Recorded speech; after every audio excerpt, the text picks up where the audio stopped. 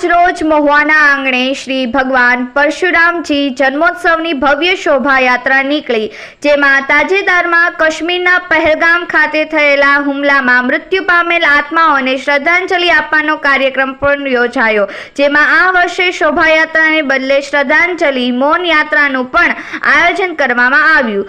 આ શોભાયાત્રા મહુવા ખીમનાથ મંદિરથી સાંજે 6 કલાકે યોજાઈ, જે મહુવાના વાશી તળાવ, ગાંધીના પુતળા, ગાંધીબાગ, ભગવાન પરશુરામજી ચોક ખાતે જય ભગવાન પરશુરામજીની આરતી કરી અને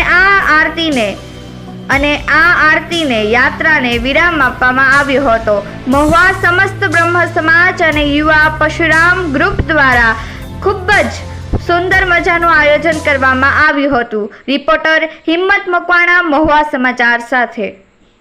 જય જય પરશુરામ, હર હર મહાદેવ। આજે 29 તારીખને મંગળવારના રોજ અક્ષય તુલસીદાસ નિમિત્તે ભગવાન શ્રી પરશુરામની યાત્રાનું આયોજન હોય છે, પરંતુ પહેલગામની અંદર જે યાત્રિકો ઉપર હિચકારો હુમલો થઈ, આતંકવાદી હુમલો કરી તેમને મૃત્યુ પામવામાં આવેલા હોય તેને શ્રદ્ધાંજલિ સ્વરૂપે આજ સમગ્ર બ્રહ્મ સમાજ મહુવા તાલુકા અને આજુબાજુના તમામે શ્રદ્ધાંજલિ સ્વરૂપે આ કાર્યક્રમ રાખી એમને શ્રદ્ધાંજલિ માટેનો આ કાર્યક્રમ કરેલ હોય અને પરશુરામ યાત્રા બંધ રાખી મૌન યાત્રા કાઢી તેમને શ્રદ્ધાંજલિ આપી છે। અને સરકારશ્રીને એવું કહેવામાં અમારે સૌ બ્રહ્મ સમાજની વિનંતી છે કે આ આતંકવાદી ઉપર તાત્કાલિક અસરથી પગલાં ભરે અને તેમને નષ્ટો નાબૂદ કરે અને આતંકવાદીનો ખાત્મો થાય અને જેણે જેણે એમાં મદદ કરી છે તે દેશનો પણ ખાત્મો થાય તેવી સમગ્ર બ્રહ્મ સમાજની માંગ હોય। જય જય પરશુરામ, હર હર મહાદેવ। 24 વર્ષથી મહુવામાં ભગવાન પરશુરામની શોભાયાત્રા નીકળે છે।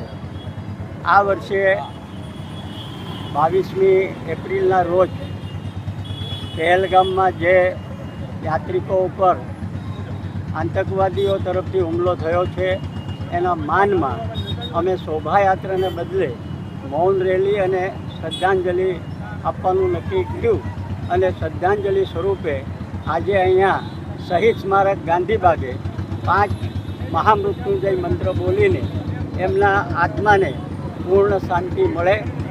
સરકાર કોઈ પણ હિસાબે હવે એક પણ મૃત્યુ આતંકવાદીઓ તરફથી ના થાય એવી વ્યવસ્થા કરે, નેસ્ત નાબૂદ કરે।